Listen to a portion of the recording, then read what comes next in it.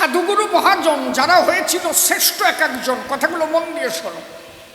এই কান দিয়ে শুনে কান দিয়ে বের করে লাভ নাই। আর আমি যে কথা এখন বলছি, এই সামনে যে কয়েকজন বলছে শোনা না শোনা সমান, মানে ওনাকে তরির অবস্থা তো খারাপ। একটা নৌকাতে যদি 1000 ছিদ্র একবার হয়ে যায়, ওই নৌকা সারাই করার জায়গা থাকে না, ও ফিরায় ডুবে গেছে। এ কথা শুনবে কারা? ওই 18 বছর 16 বছরের বুড়ো গাড়া যারা, এরা যদি শুনে এই কথা ধরে রাখতে পারে মনপ্রাণে, এরা এক একজন সাধক হতে পারে ভুবন। যে সময় শোনার কথা সে সময় আমরা শুনি না, এই জন্য বলছে দিন থাকিতে তিনের সাধন কেন করলি না? সবাই গেলে সাধন হবে না।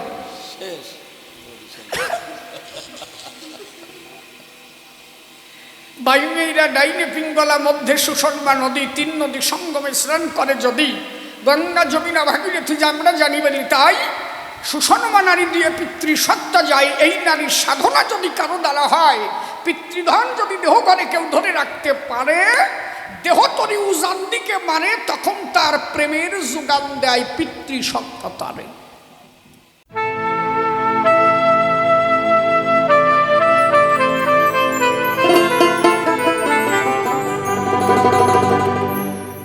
গোসার বাবার নাম ছিল কাশীনাথ। 1 লক্ষ বার বটপত্রের পরে দুর্গা নাম লেখার পরে বুকের রক্ত দিয়েছিল তারে।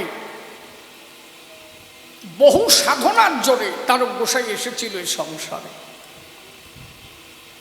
মৃত্যুঞ্জয় গোসাই হরিলীলামৃত গ্রন্থ রচিত করেছিল। যখন লিখতে গেল, বাবা হরিচাঁদের কাছে গেল, ঠাকুর বলল এই লীলামৃত তুমি লিখে না। কারণ ঠাকুর জানতো তাই পরবর্তীতে এই লীলা লেখার জন্য একজন আসবে, সে আমার তারক গোসাই। মৃত্যুঞ্জয়রে বলল তুই যদি লেখিস তোর কুষ্ঠক ব্যাধি হবে। তবু মৃত্যুঞ্জয় লিখতে গেল, শেষ পর্যন্ত তার কুষ্ঠক ব্যাধি হয়েছিল। ভুল বলছি আমি নাকি? পড়া আছে না হরিলীলামৃত নাকি? তা গিটি জুল দাও না কেন? তাহলে মৃত্যুঞ্জয় বলল হয় হোক, তবুও তোমার লীলা আমি লিখব। অশ্বিনী গোসাই এর জন্য বারবার লিখেছিল গান। আমরা তো বুঝি কয়জন? আমরা খালি এইটুক বুঝি, ওই মৎসবে যাব, ডাঙ্কার বাড়ি দেব, হরিবল কয়ে ওই দিন কান্দে কাটে বাড়ি আসবো, পরের দিন রাত্রি যাইয়ে টুটু টুটু টু। আমরা বুঝি কি? অশ্বিনী গোসাই লিখেছে গুরু নিষ্ঠা নামে রুচি আমার হলো কোজ, অবদমন তোরে কোজ, গুরু নিষ্ঠা নামে রুচি হলো কোজ। ওর মধ্যে একটা কলি আছে,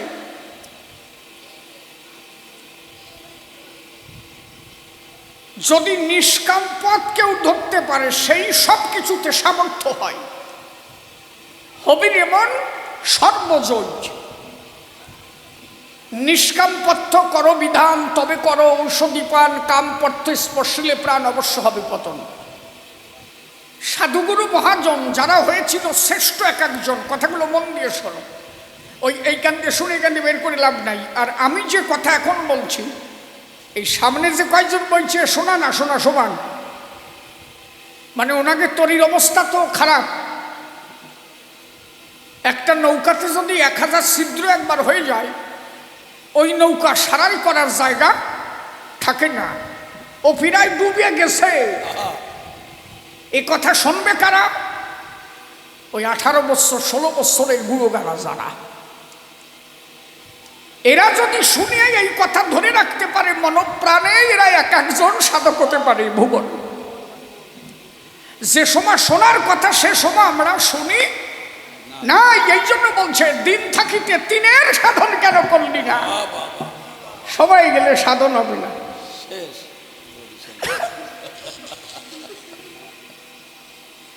বায়ুমেইরা ডাইনে পিঙ্গলা মধ্যে সুষমা নদী, 3 নদী সঙ্গমে স্নান করে যদি, গঙ্গা যমুনা ভাগীরথী যে আমরা জানি বলি, তাই সুষমা নারী দিয়ে পিতৃসত্তা যায়, এই নারীর সাধনা যদি কারো দ্বারা হয়, পিতৃধন যদি দেহ ঘরে কেউ ধরে রাখতে পারে, দেহ তরি উজান দিকে মানে, তখন তার প্রেমের যোগান দেয় পিতৃসত্তারে। তাহলে তুমি যে প্রেমিক হবা, নিষ্কাম দেশে আগে যাবা। এই জন্য অশ্বিনী গোসাই লিখেছিল, অখণ্ড ব্রহ্মাণ্ড সে ঢেউ চলে ভেদ করে, কেউ যদি ঢেউ ধরতে পারো প্রেম সরোবরে। আমাদের কান্না কতটুক সময় থাকে, এই যে এখানে আইসি একটু হরি কথা শুনবো না, এখানে বাড়ি যাব। এই যে এই প্রেমটা আমার আসলো কেন? এই প্রেমটুকু আমি পেয়েছি একমাত্র সাধুগুরু মহাজনের কৃপায়। যেহেতু আমি এসেছি সাধুর দরবারে, সাধুর পরশ লেগেছে আমার গায়ে, যেই সাধুর পরশ হলো, তখন মনের মধ্যে ভাব হলো একবার প্রেমানন্দে হরি বল, এই একমাত্র ভক্তির উদয় হয়। এইটুক সময় আমাদের ভাব হয়। আমার কথা বোঝা যাচ্ছে তো? আচ্ছা, এইখান থেকে আমি রাস্তায় চলে যাব, এই প্রেম আর আমি থাকবে? রাস্তায় যখনই যাব সঙ্গে সঙ্গে আমার ভাব আলাদা হয়ে যাবে। শালা কালকে আমার আল কেটে নেছিল, শালা গালে আইছে, দাঁড়া শালা বাড়ই না, এই বাবারও বয়ে গেল। আয় কিনা কথা কর না কেন? তার মানে আমি অখণ্ড রতির দেশের মানুষ না, আমার প্রেম হচ্ছে খণ্ড প্রেম। এই আসলে যতটুক সময় আছে ওইটুক সময় প্রেম প্রেম ভাব হয়েছে, সাধুগুরুর কি পায়। এইখান থেকে সরে গেলাম, ভাব আলাদা হয়ে গেল। এইবার কারে হয়ে গেল। কিন্তু যিনি অখণ্ড দেশের মহাজন, যিনি অখণ্ড প্রেমের দেশের মহাজন, সেই এখানেও যেভাবে কাঁদবে, রাস্তা দিয়ে হাঁটতে থাকবে, চোখের জল থাক করতে থাকবে, তার কখনো প্রেমের বিরাম নাই। এই জন্য শ্রী গোসাই লিখেছিল, আমি কি আমাতে আসি হরি চাঁদের রূপে নয়ন দিয়ে, হারে ঘরের বাহির হয়েছি। এ বড় কঠিন ব্যারাম, কিছুতে না হয় গো আরাম, কেবল বলি মলে মলে মরমে মরে রয়েছে। আমাকে ওই আসর যতটুক সময়, সেইটুক সময় ভাব আসে। আর মহাজন হয়েছে যারা অনব্রত, সেই অখণ্ড রতির দেশের মানুষ, তারা। কথা বুঝতেছ রবি?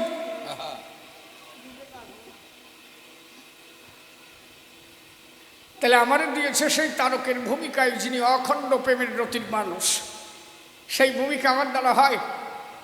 আগে ছোট্ট করে আমি আমার কর্তার একখান গান গাই নাকি? অশ্বিনী গোসাই গাবো তো নাকি? হা হা হা। আমার কবি জীবন সার্থক হয়েছে। সার্থক কেন? এই যে বুড়ো বুড়ি দুইজন, এ আমি জেনে যাবো, সেনে যাই দেখি যে সামনে ওই দুইজন খাড়া হয়েছে। এই যে সামনে যে দুইজন, উনি মোটর সাইকেল চালায় আর উনি পিছনে বসে চলে আসে।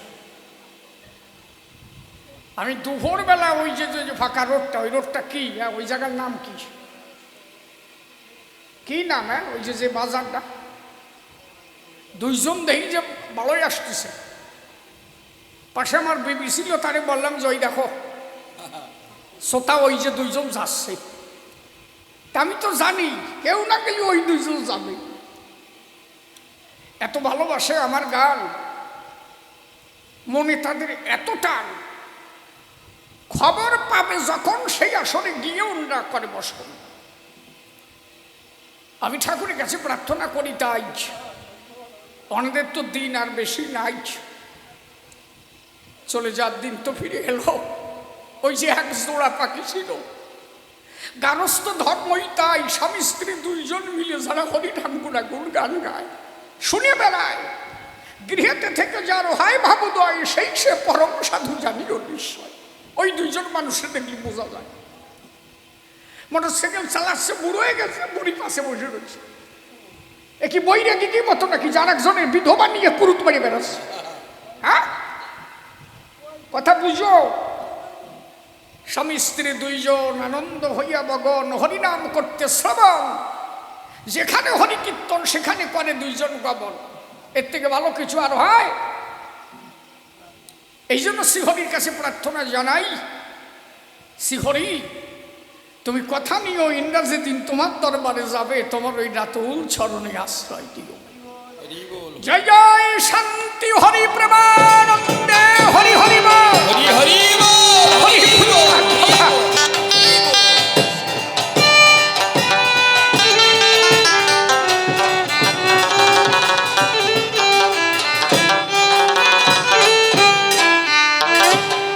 আমার হরিচাঁদে অপার লীলা,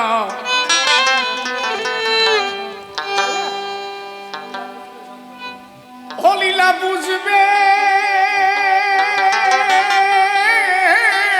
সাধ্য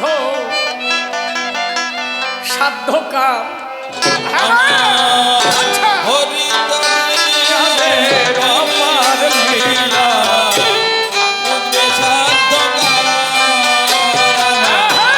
হরি বুঝবে সাধ্য হরি হরি বল।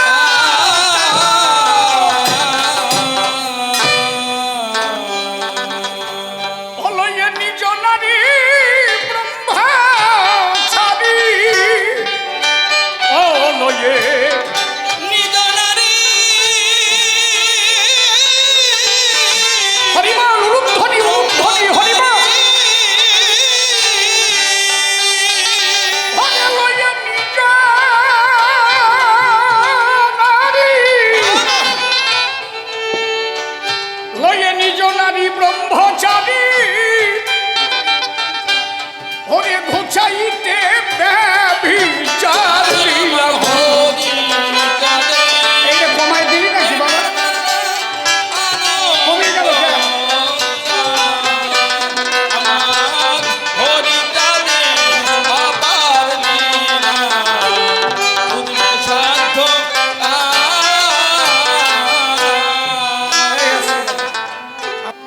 আপনি আপনি হইয়া নম্র,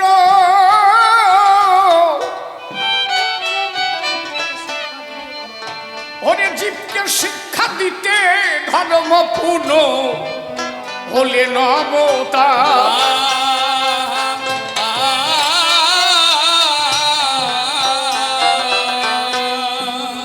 এবার গার্হস্থ প্রশস্ত ধর্মরে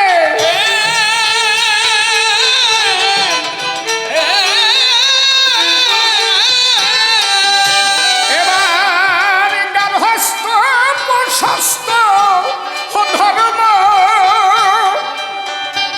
ওরে জগতে করলেন প্রচার।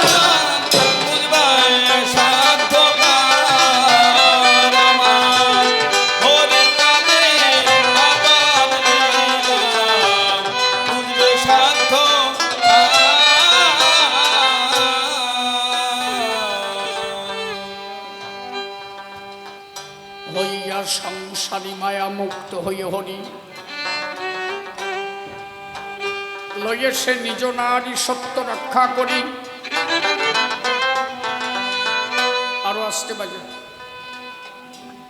করিবে সাধন ভজন, থাকবে সদা সত্যের ঘরে, হাতে কাজ যে মুখে নাম করে, মাতা পিতার ভজিবে রাতুল চরণ। গৃহধর্ম গৃহকর্ম করিবে সকল, হাতে কাম মুখে নাম ভক্তি প্রবল।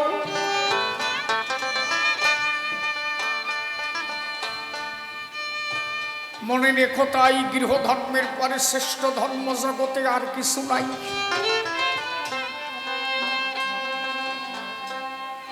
আজকে এখানে যে অনুষ্ঠানটা হচ্ছে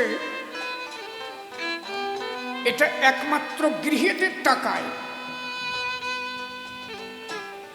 এই চাউল ডাউল যা কিছু এখানে জোগাড় হয়েছে সব গৃহী যারা গৃহী মানুষের, কোন সন্ন্যাসীর টাকা কিন্তু এখানে নাই। আপনারা কালেকশনে গেছেন, কোনো চাষি বাড়ি গিয়ে বলেছেন, বাবা কয়টা পয়সা দিয়ে আমরা একটু ঠাকুরের ধর্ম করব। সন্ন্যাসীর কাছে যান নাই কেন? সন্ন্যাসী টাকা পাবে কোন জায়গায়? একটা কুকুর, বিড়াল, ছাগল, বনের পশু পাখি, কীট পতঙ্গ, তরুলতা, এরা সবাই কিন্তু গৃহীর কাছে ঠেকা। সকালবেলা কুকুরগুলো আসতে পরিষ্কার বোঝা যাচ্ছে না। সকালবেলা বাড়ির আশেপাশে পশু পাখিগুলো ওরাই গৃহীর কাছে, গৃহীর মুখের দিকে তাকিয়ে বসে থাকে। কেন? গৃহী কখন দুটো অন্ন রন্ধন করবে, তারা খেয়ে এঁঠো প্রসাদ দেবে, ওরা খেয়ে বেঁচে থাকবে। অতএব সর্বশ্রেষ্ঠ ধর্ম হচ্ছে গৃহধর্ম। গৃহধর্মের পরে কোনো ধর্ম নাই। আজকে যদি সৃষ্টি না থাকতো, আজকে এইখানে এই অনুষ্ঠান কারা করত? আপনাদের পৃথিবীতে আসা হয়েছে, আপনাদের মা বাবা আপনাদের জন্ম দিয়েছে, আপনারা এখানে বসত করছেন, তাই আপনারা চিন্তা করছেন একটা ঠাকুরের অনুষ্ঠান করছে। আচ্ছা, যদি এই মানুষ না থাকতো, এই অনুষ্ঠান কেনা করত? তাই তো নাকি? কথা বোঝা যাচ্ছে না নাকি? আপনারা যদি এখানে না থাকতেন, তাই এই অনুষ্ঠান হতো কি? কথা সাথে হতো, বন্ধ হয়ে যেত না। তাহলে এই অনুষ্ঠান হওয়ার মূলে কারা? আগে ভক্ত। ভক্ত না থাকলে ভগবানের আরাধনা হয় না। আমার ঠাকুর ওই জন্য বলছে, আগে বিয়ে করো, আগে বিয়ে করো, সৃষ্টি রক্ষা করো। সৃষ্টি যদি না থাকে, তুমি ধর্ম ধরে রাখতে পারবে না।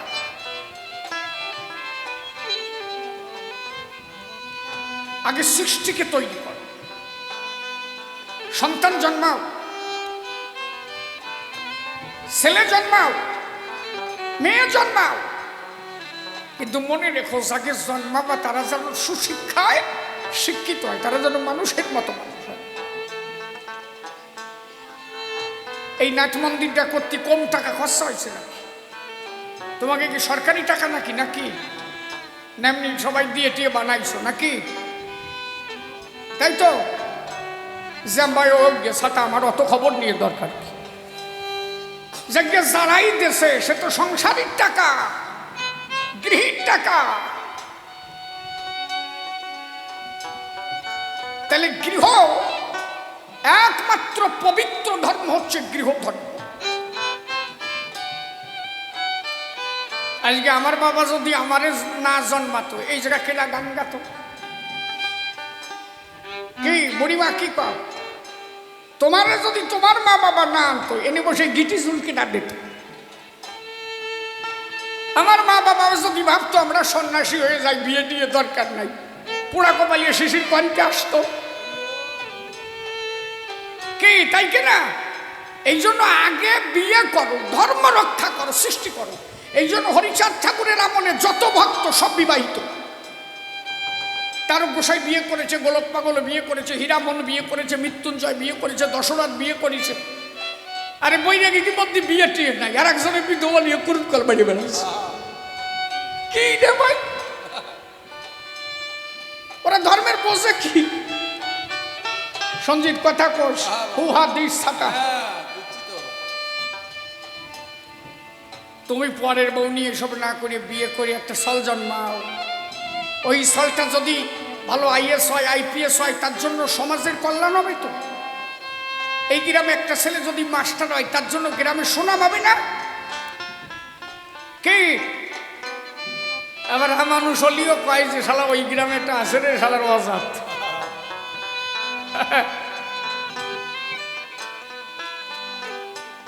এই জন্য আগে সৃষ্টি রক্ষা কর। অশ্বিনী গোসাই ওই জন্য লিখেছে, এবার গার্হস্থ প্রশস্ত ধর্মরে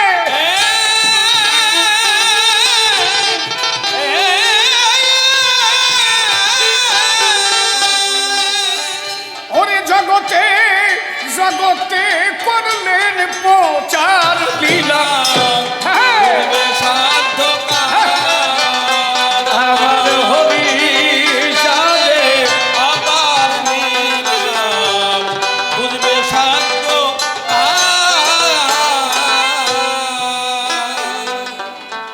সঞ্জিতা গোয়ার পূর্ববঙ্গে আমরা যত হিন্দুরা ছিলাম, এই হিন্দুগুলো যদি আমরা এদেশে না আসতাম, ওই জায়গা যদি থেকে যেতাম, মেয়া ভাইরা আর আমরা যদি সমান সমান থাকতাম, পূর্ববঙ্গে ওই অত্যাচার হিন্দুদের পরে অত কি? যেহেতু জনসংখ্যা আমাদের হিন্দুদের কমে গেছে, ওরা একটু চাপে ধরতেছে কথা, তাই তো নাকি? ধর্ম করবে কারা যদি তোমার মানুষই না থাকে? আগে লোক দরকার না? আগে জনগণ দরকার না? আগে সৃষ্টিকে রক্ষা করো, সৃষ্টি না থাকলে ধর্ম থাকবে না। হরিচাঁদ ঠাকুর বারবার বলেছে সৃষ্টি রক্ষা করো। সৃষ্টির কারণে নারীর কাছে যাও, মাসে 1, বছরে 12, এতে যত কমাইয়ে পারো। একবার নারীর কাছে গেলে অসুবিধা হয় না। তবে বিষয় হচ্ছে কি, প্রকৃত ধার্মিক যারা, তাদের কাছে কোনো জাতাজাতি থাকে না। সেই মানুষ তুমি কানে পাবা। হরিচাঁদ ঠাকুরের মূল বাণী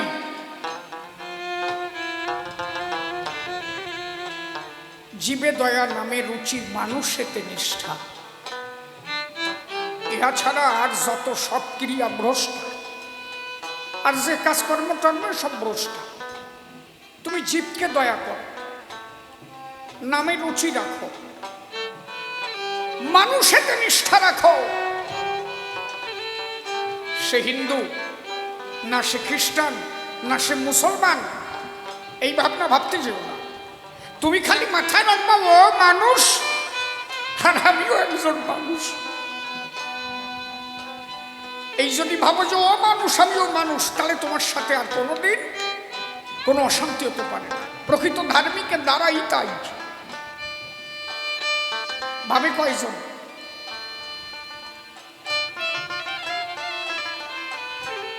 এখনো ওরাকান্দিতে 3 কোটি যদি দল নিয়ে না যায়, ওরাকান্দি বারুণী মেলাতে 3 কোটি মিয়ার দল না যাওয়া পর্যন্ত বারুণী মেলা মেলে না। ইউটিউবে দেখো নাই 3 কোটির দল দেখা যায় কিনা, সার্চিং করে দেখবা। কোনো জাতাজাতি ছিল নাকি? অশ্বিনী গোসাই কি লিখেছে? শ্রীধাম ওরাকান্দিতে তথায় যায় 36 জাতে পোশাক খাচ্ছে এক পাত্র। হরিচাঁদ ঠাকুর আসার মূল কারণ কি? এই যে মানুষের মধ্যে মানুষের ভেদাভেদ, মানুষে মানুষে লড়াই,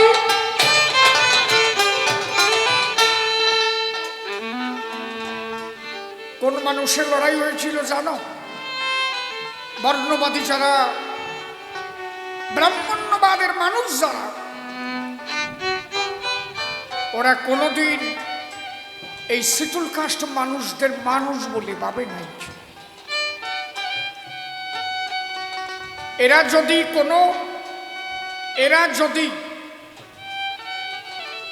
কোনো ধর্ম উপদেশ দান করতে যেত, ব্রাহ্মণরা এদের জিহ্বা কেটে নিয়েছে। এরা যদি মন্দিরে পূজা দিতে গেছে, এদের মন্দিরে ঢোকার অধিকার দেওয়া হয়নি। এদের ধাক্কা দিয়ে ফেলে দিয়ে মন্দির থেকে প্রসাদ হাত দিয়ে ছুঁড়ে ফেলেছে, আর আমার মানুষ খুঁটে খুঁটে খুঁটে খুঁটে সেই প্রসাদ খাইছে।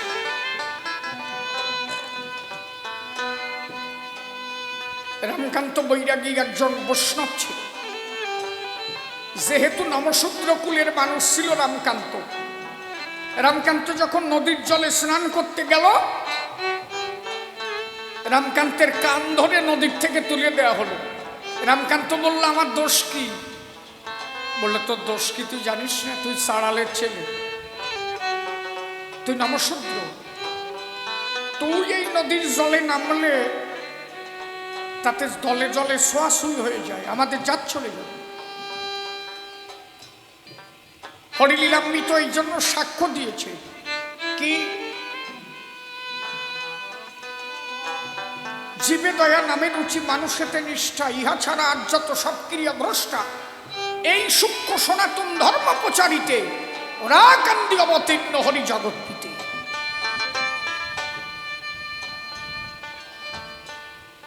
যেখানে মানুষে মানুষে কোনো ভেদাভেদ থাকবে না। অশ্বিনী গোসাই এই জন্য লিখেছিলেন, সিধা মোড়াকান্দিতে তথায় যায় ৩৬ জাতে প্রসাদ খাচ্ছে এক পাতে। তাহলে তখনকার সময় আমার মানুষের কোনো অধিকার ছিল না। এই এখন তো অনেক বৈরাগী দেখা যায় নমর মধ্যে, যায় না? এ বৈরাগীরাও তখন কৃষ্ণ নাম করতে পারে নাই, যদি খালি জানতো যে এইটা নমর বৈরাগী। কারণ রামকান্ত বৈরাগী নমঘরেই জন্মেছিল, এই জন্য রামকান্ত কৃষ্ণ পূজা করতে পারে নাই। তাহলে তুমি যদি নমসূত্র কুলে জন্ম নিয়ে থাকো, তুমি কালী ভক্ত হও আর গৌর ভক্ত হও আর যে ভক্তই হও, তোমার একবার হলেও ভাবতে হবে একমাত্র হরি গুরু ছাদের কৃপায় তুমি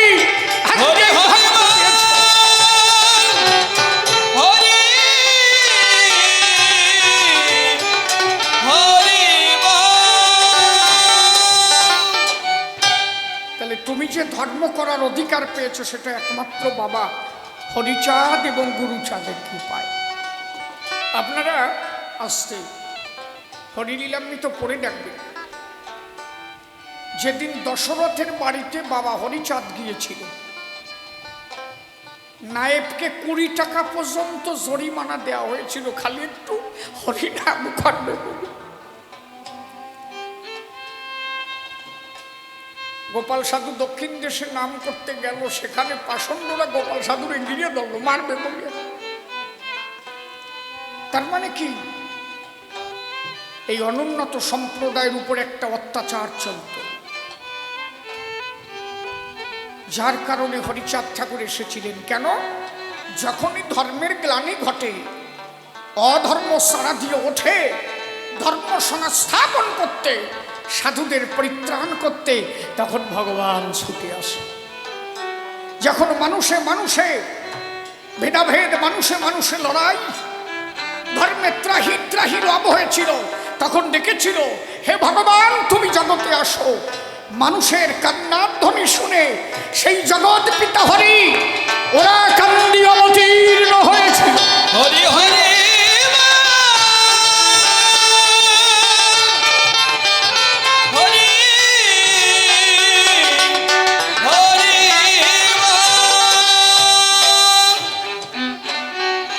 গোসাই আমার গান লিখলেন, জীবে দয়া হরে নামে রুচি, হরে গুরু নিষ্ঠা সার্ব সূচি করলেন এই তত্ত্ব সার।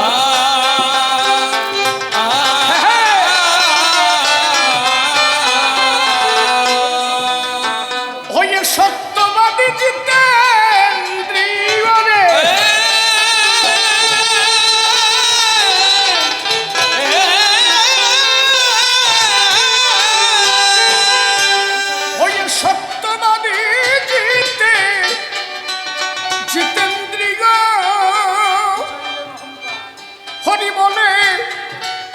ঘোষাইলেন অহংকার, বুঝবে সাধ্য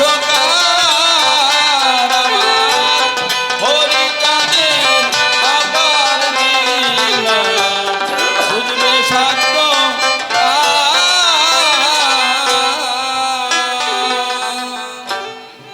বৈষ্ণবেরও হরে কুটি না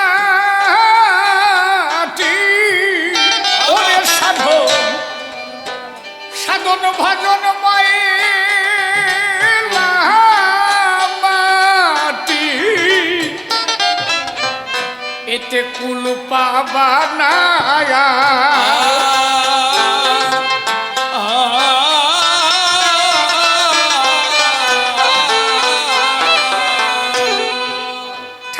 পরিষ্কার বলছে মালা জপা ফোঁটা কাটা এ বাদ দাও।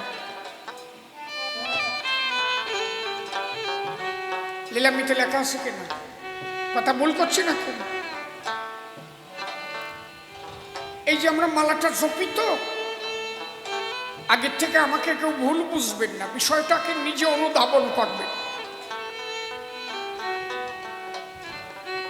আপনি আমাকে বলতে পারেন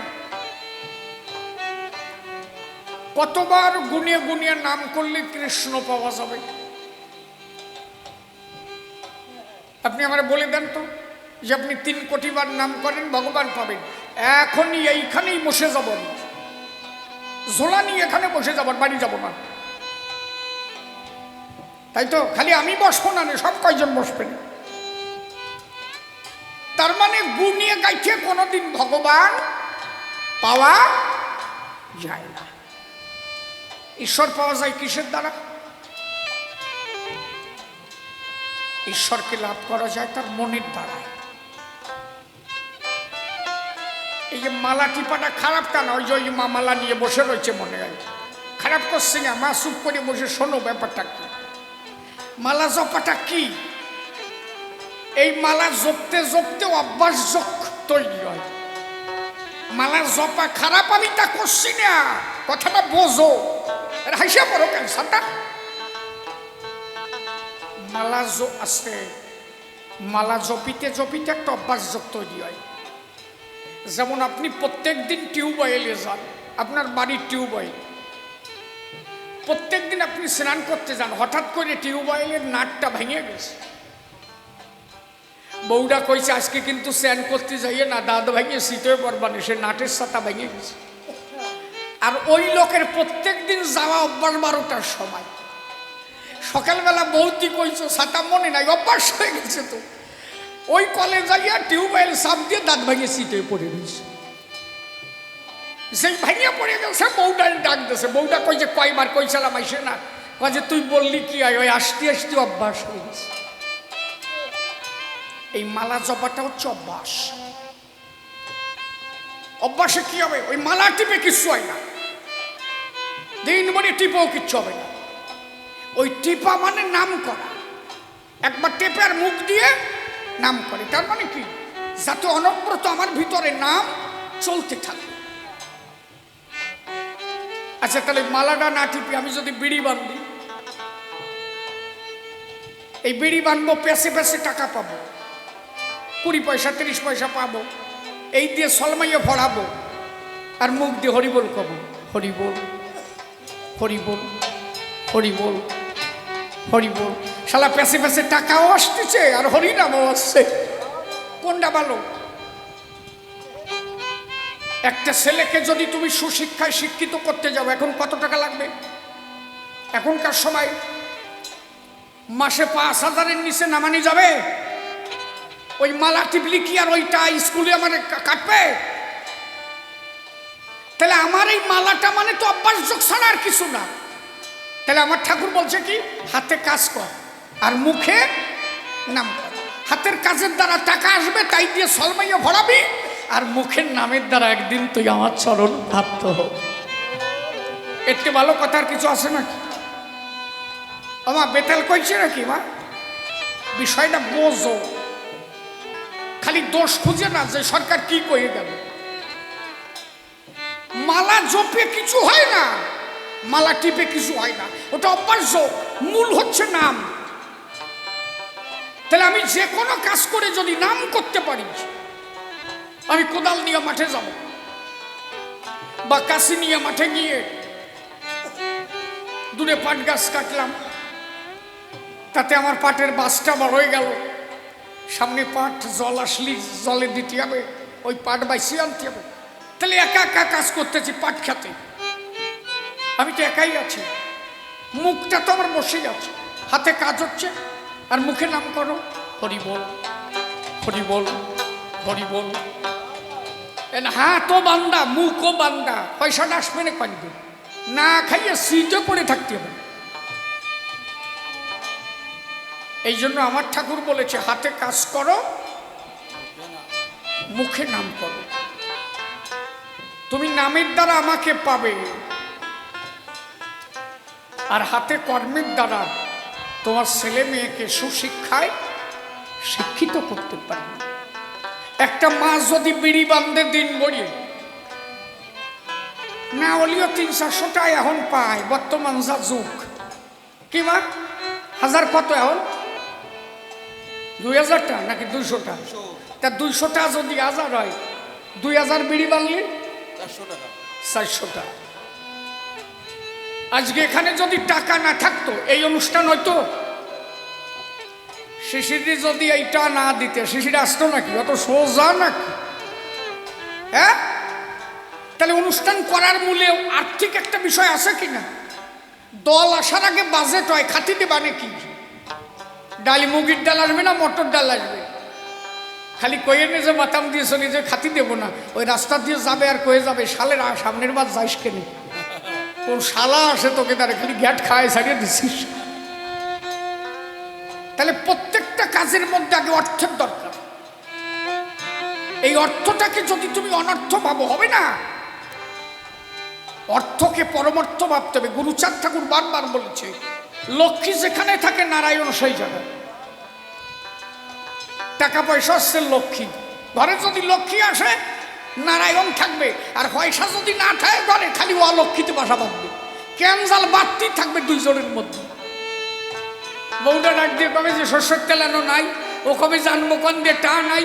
হালো শালা তুই আমার বিয়ে উল্লি কেন? ও কবে যে দিছি তোরে এই বাদিয়ে গেল। আর ঘরে যদি লক্ষ্মী থাকে, তেল যদি 500 লাগে 1 লিটার আনিয়ে দাও, বউটা যে জড়ায় ধরবে, ওরে আমার স্বামী রে। এই যে লক্ষ্মী নারায়ণের মিল হয়ে যাচ্ছে। একদম বাস্তববাদী ধর্ম হচ্ছে মতুয়া দর্শন। আমার বুঝতে পারতেছ নাকি? ঘরে টাকা পয়সা না থাকলে গন্ডগোল বাড়তি থাকে না? কথা কর খাই সাটা বেটা মানুষ বিড়ি কিনতি যদি বোদ্দারে যে কাজে বিড়ি কিনবো টাকা দাও, সেটা কি জাটা নিয়ে গয় না? তাহলে অর্থের একটা বিশেষ প্রয়োজন। আমার সমাজের মানুষের অর্থ ছিল না, তাই কোনোদিন মান্যতা পায় না। আজকে আমার সমাজের মানুষের অর্থ হয়েছে, শিক্ষিত হয়েছে।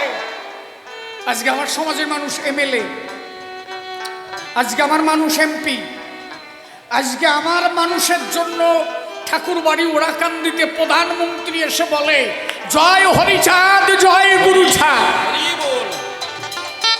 এটা কোনোদিন ভাবছো যে কোনোদিন ওই ঠাকুর বাড়ি নরেন্দ্র মোদী আসতো? কথা কও না কেন? তাহলে আইসে কেন?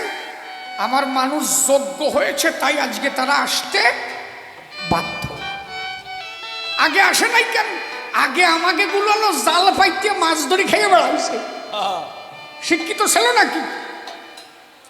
কই মাছ খাইছে, বড় বড় কই, বড় বড় মাগুর, এই খাইয়ে স্মৃতি হয়ে পড়ে রয়েছে। আর গুরুচাঁদ ঠাকুর বলছে অকল্লি জীবনে ভালো কি পারবা না। অধিকার আদায় করে নিতে হয়। যদি তুমি শিক্ষিত হও, একদিন তোমার অধিকার তুমি আদায় করে নিতে পারবে। এই জন্য হরিগুরুচাঁদের দর্শনকে মনপ্রাণে মেনে নিতে হবে। আরে বুধবার হলেই যে মৎস্যবে চলে যাবো, ছেলেটা আমার পড়াশোনা করতেছে, আগে এইটা ভাবো, ছেলেটাকে আগে পড়াশোনায় যুক্ত করো। তোমার একটা সময় মৎস্য খাওয়ার বয়স আসবে। আমার ঠাকুর তো বলে নাই যে মৎস্যবেই যেতে হবে। ঠাকুরের দ্বাদশাধ্যায়ে লেখা আছে কি? প্রতিদিন সন্ধ্যাবেলা আত্মনিবেদন করিবে। বাড়ি থাকো, ছেলে মেয়ে দুটোকে শিক্ষিত করো। সন্ধ্যাবেলা ছেলে মেয়ে স্ত্রী পুত্র সবাইকে নিয়ে মন্দিরে বসে ঠাকুরের কাছে বন্দনা দাও, ঠাকুরের কাছে মনের কথা খাও। হে ঠাকুর, ওরা যেন মানুষের মতো মানুষ হয়। আমি সংসারের থেকে এইটুকু প্রার্থনা করি, আমি তো তোমারই কর্ম করি, আমি যেন কোনোদিন তোমার ওই চরণ ছাড়া না। ছেলেটারে মানুষ করলাম না, ছেলেটারে স্কুলে পাঠালাম না, আর আমি মাতাম দিয়ে বেড়ালাম হরি বল না। গুরুচাঁদ ঠাকুর এটা বলে নাই। গুরুচাঁদ ঠাকুর বারবার বলেছে আগে আমাকে জানতে হলে ছেলে মেয়েকে শিক্ষিত করো। আর এখন আমাকে নবকের মধ্যে একটা ভাব হয়েছে, 18-20 বছর হলেই কয় যে সেন্টারিং চলে গেল, হাতুড়ি একটা দড়ায় দেয়। কি রে ওই ছেলেটারে হাতুড়ি না ধরাই দিয়ে কলম ধরাও। ওর পিছনে প্রতি মাসে 3-4 হাজার টাকা খরচা করো, জোন খাটো, মিনিমাম ছেলেটারে বিএ পাস করাও। ওই ছেলেটা যদি বিএ পাস করে, ওর মধ্যে জ্ঞান জন্ম হলে একদিন ওর নিজেই ওর খুঁটিয়ে খাওয়া অভ্যাস হয়ে যাবে, ওর অন্য সংস্থানও জোগাড় করে নিতে পারবে। কিন্তু আগে ওকে শিক্ষিত করো, ও যেন নিজেকে বুঝতে পারে, নিজেকে চিনতে পারে। অন্তত বিএ পাস করাতেই হবে। এখন বোঝো না, আস্তে একটা ধানের কীটনাশক কিনতে গেলেও ইংলিশে লেখা থাকে, মেডিকেলে গিয়ে একটা সার্টিফিকেট দিবা, ডাক্তারে লিখে দিয়েছে, ওষুধটা সঠিক দিল কিনা তুমি শিক্ষিত না হলে তো পড়ে বুঝতে পারবে না। তুমি শিক্ষা ছাড়া কোনো জায়গায় চলতে পারবে না। তুমি এখান থেকে বনগা যেতে গেলেও তোমার দেখতে হবে ওই অটোটায় কি লেখা আছে, আমার বনগা নেবে না গোপালনগর নেবে। তাহলে তুমি শিক্ষিত না হলে সমাজে যেমন চলতে পারবে না, তেমনি ভাবে তুমি জ্ঞানী হতে পারবে না। তবে শিক্ষিতরা যেন সুশিক্ষিত হয়। সুশিক্ষিত কারা? মা বাবাকে যত্ন করে, পরিবারের কথা ভাবে, পরিবেশের উন্নতি হয় ওই সন্তানে এবে। যারা সবাইকে নিয়ে চিন্তা করে তারা হচ্ছে সুশিক্ষিত। আবার অনেক ছেলেপিলে আছে AA পাস করে চাকরি টাকরি করে কলকাতা যাইয়ে ভাড়া ঘরে আছে, মা বাবা গ্রামে তালপাতা ছাউনিতে পড়ে রয়েছে। না, এইরকম সাক্ষী শিক্ষিত যেন হয় না। ওরা প্রকৃত শিক্ষায় শিক্ষিত না। শিক্ষিত হলো তারা নিজে উচ্চ শিক্ষা পেয়েও অন্তত মা বাবাকে বলে না যারা। আমার ঠাকুর তাই বললেন, বৈষ্ণবেরও হরে কুটিনাটি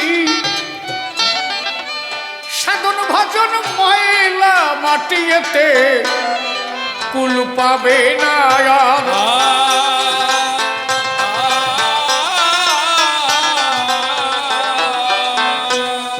হয়ে হরি বলা প্রেমে ভোলা,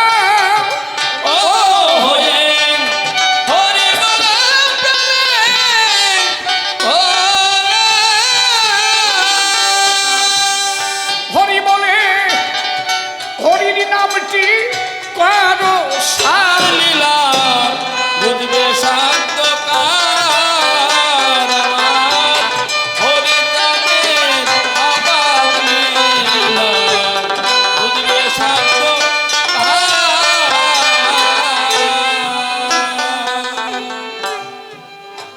নারা দরবেশ, নারা দরবেশ ওরে গৌরে বাউল,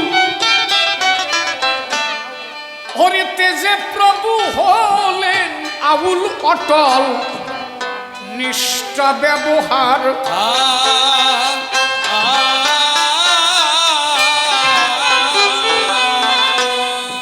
অজীবের চিত্ত সন্ধ কর্ম অবন্দরে,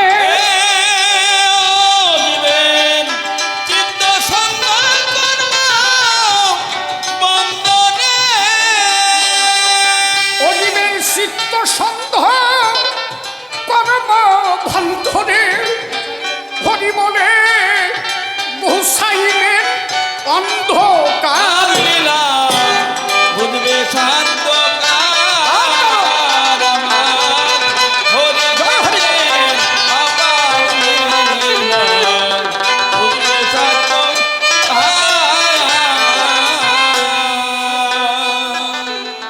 আমার গোসাই তারক, গোসাই তারক সালের বাণী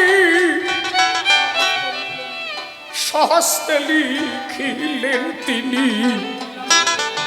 লীলামৃত প্রমাণ তার।